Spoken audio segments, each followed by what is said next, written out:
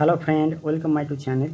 আজকের ভিডিওতে বন্ধুদের আমি দেখাবো motor protection overload thermal relay কিভাবে কাজ করে থাকে।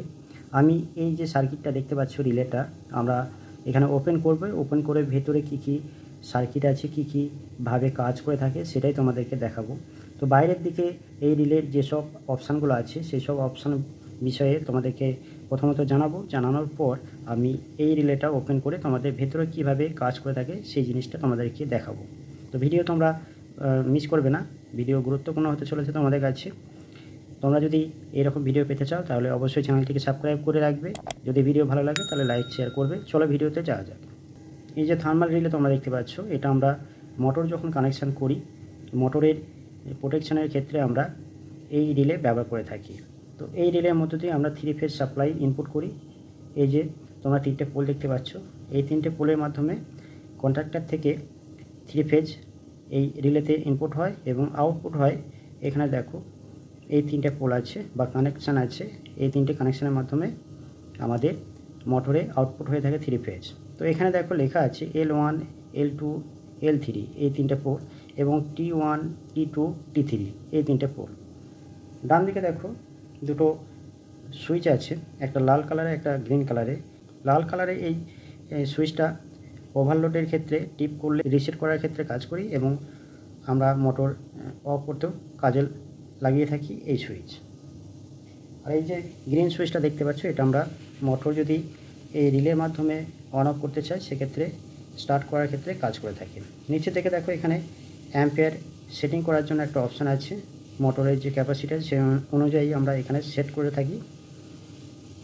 এখানে দেখো পিছনের দিকে 5টা পোল আছে। এই 5টা পোলের বিষয়ে আমি আমার আগের ভিডিওতে তোমাদেরকে দেখিয়েছি। তোমরা যদি দেখে থাকো তাহলে অবশ্যই বুঝতে পারবে, আর যদি না দেখে থাকো তাহলে আমি এই ভিডিওর শেষে লিঙ্ক দিয়ে দেবো, তোমরা দেখে নিতে পারবে। দেখো এখানে যে 5টা পোল আছে 94, 95, 96, 97, 98, এই প্রত্যেকটা পোলের এক একটা কাজ আছে।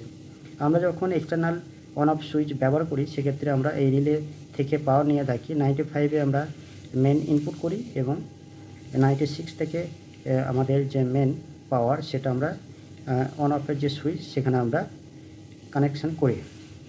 এবার দেখো 94 যে কানেক্টারটা আছে এটা আমরা কেবলমাত্র মোটর স্টার্টের ক্ষেত্রে আমরা কাজে লাগিয়ে থাকি।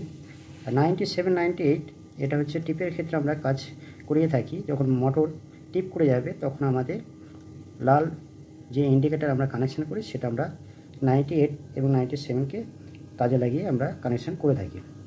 এইখানে দেখো একটা সুইচ আছে যার মাধ্যমে আমরা এই রিলেটা সঠিক কাজ করছে কিনা, টিপ করছে কিনা সেটা আমরা চেক করে নিতে পারবো এই সুইচের মাধ্যমে। এই দিকে দেখো আরেকটা সুইচ আছে, দেখতেই পাচ্ছ এখানে লেখা আছে দেখো অটো এবং ম্যানুয়াল। আমরা যদি এই সুইচটা অটো মোডে রেখে দিই তাহলে মোটর যদি ওভারলোড করে, ওভারলোডের ক্ষেত্রে যদি টিপ করে অটোমেটিক টিপটা ওপেন হয়ে যাবে এবং আবার কানেকশান চালু হবে। কিন্তু আমরা যদি ম্যানুয়াল মোডে রেখে দিই তাহলে আমাদেরকে এই যে সুইচটা দেখতে পাচ্ছি রিসেট, এই বোতামটা প্রেস করে আমাদেরকে নিজেদের ম্যানুয়াল আমাদের রিসেট করে নিতে হবে। তো যাই হোক, এই ছিল ওপরের দিকে এই রিলের ফাংশান। এবার আমরা ভেতরের দিকে দেখব কিভাবে এই রিলে কাজ করে থাকে। চলো তাহলে আমরা এই রিলেটা খুলে ফেলি। খোলার জন্য দেখো দুটো স্ক্রু আছে, এই দুটো স্ক্রু আমাদেরকে খুলতে হবে। দেখো এই স্ক্রু দুটো খোলার পর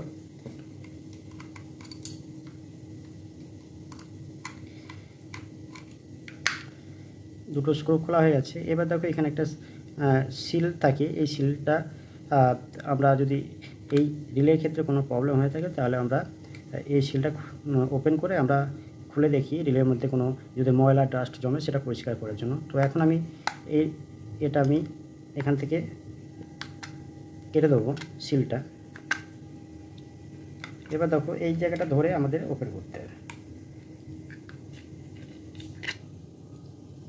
দেখতেই পাচ্ছ এখানে অনেক কটা জিনিস আছে, সেই জিনিসগুলো তোমাদেরকে এবার বোঝাবো। দেখো এখানে দেখতেই পাচ্ছ 3 ফেজ ইনপুট হচ্ছে, ইনপুট হওয়ার পর আউটপুট এই 3টে কানেক্টার থেকে আউটপুট হচ্ছে। এর মাঝখানে দেখো 3টে কপার পাতি আছে যেখানে কিছু পাতলা পাতলা কানেক্টার পাতি দিয়ে এখানে কানেকশান করা আছে। তো যখন আমরা মোটরে সাপ্লাই গিয়ে থাকি, ইনপুট হচ্ছে এখান থেকে এবং আউটপুট হচ্ছে মোটরে। এখান থেকে যখন মোটর ওভারলোড হয় তখন কি হয়, এই পাতিগুলো আমরা এখানে যে অ্যাম্পিয়ার সেট করে রাখবো সেই অ্যাম্পিয়ার, এখানে ধরো আমরা 7 কিংবা 8 অ্যাম্পিয়ার আমরা এখানে সেট করে রেখেছি। তো 8 অ্যাম্পিয়ার যখন এই পাতির মধ্য দিয়ে যখন পাসিং হবে তখন নর্মাল অবস্থায় থাকবে। যখনই 8 অ্যাম্পিয়ারের বেশি যখন এই পাতির মধ্য দিয়ে পাস হবে তখন কী হবে, এই পাতিগুলো আস্তে আস্তে বেঁকতে থাকবে। কীভাবে বেঁকবে, প্রত্যেকটা এভাবে বেঁকবে। বেঁকতে বেঁকতে এর সঙ্গে দেখো কিছু এখানে অপশান লাগানো আছে। যখন এই পাতি এভাবে বেঁকবে তখন কি হবে, এই পাতিগুলোর সঙ্গে এই যে অংশটা যুক্ত আছে এই যে অংশটা এদিকে সরে আসবে। সরে আসার পর এখানে দেখো এখানে একটা কানেক্টার আছে যেখানে 95 এবং 96 দিয়ে আমরা কন্ট্রোল করে থাকি ওয়্যারিং। তো এইখানে ডিসকানেক্ট হয়ে যায়, যার জন্য মোটরে মেন সাপ্লাই অফ হয়ে যায় এবং মোটর বন্ধ হয়ে যায়। আবার যখন আমরা এই যে সুইচটা আছে, আমরা যদি অটো মোডে থাকে তাহলে অটোমেটিকই কিছু সেকেন্ডের পর অটোমেটিক আবার কানেক্ট হয়ে যায়। যদি ম্যানুয়াল মোডে থাকে তাহলে আমাদের এই সুইচটা প্রেস করে দেখা যাচ্ছে এই অবস্থায় এরকম কন্ডিশানে তোমাদেরকে দেখা যায়। দেখো যখনই পাতি ব্যাকে যদি ম্যানুয়াল মোডে থাকে তাহলে কী হবে, ডিসকানেক্ট হয়ে গেল। ডিসকানেক্টের পর এবার এই যে সুইচটা আছে এটা তো ম্যানুয়াল মোডে আছে, তখন আর কানেক্ট হবে না। আমাদের এই সুইচটা প্রেস করে যখনই প্রেস করব তখনই আবার এই দুটো কানেকশান অ্যাডজাস্ট হয়ে যাবে এবং 95 এবং 96 দিয়ে তখন পাওয়ার সাপ্লাই আমাদের কন্ট্রোল যে অন অফ সুইচ আছে সেখানে সাপ্লাই পৌঁছে যাবে এবং আমরা আবার চালু করতে পারবো মোটরটিকে। তো যাই হোক, এখানে ভেতরে দেখো কিছু অপশান। এই সেকশানটা আমাদের যেটা আছে টিপিং সেকশান, আর এই সেকশানটা হচ্ছে মেন সাপ্লাই, এখান দিয়ে পাসিং হয়। মেন সাপ্লাই এখানে এমনই ক্যাপাসিটি করা আছে কোম্পানির তরফ থেকে। তো এর যে ক্যাপাসিটি আছে এখানে 32 অ্যাম্পিয়ার পর্যন্ত ম্যাক্সিমাম এই পাতিগুলোর মধ্যে দিয়ে পাসিং হওয়ার সিস্টেম আছে। যদি তার বেশি কারেন্ট এর মধ্য দিয়ে প্রবাহিত হয় তাহলে তখন এই পাতিগুলো আস্তে আস্তে বেঁকতে থাকবে এবং এই যে সেকশন আছে টিপিং সেকশন সেখানে টিপ হয়ে যাবে, মোটর বন্ধ হয়ে যাবে, মোটরকে আমাদের প্রোটেক্ট করবে। তো এই ছিল থার্মাল ওভারলোডের যে কানেকশান এবং এই রিলে কীভাবে কাজ করে থাকে তোমাদেরকে বোঝাতে পেরেছি। ভিডিও যদি ভালো লাগে অবশ্যই লাইক শেয়ার করবে। তোমরা যদি এখনও পর্যন্ত সাবস্ক্রাইব না করে থাকো অবশ্যই চ্যানেলটিকে সাবস্ক্রাইব করে দিও এরকম ভিডিও পেতে।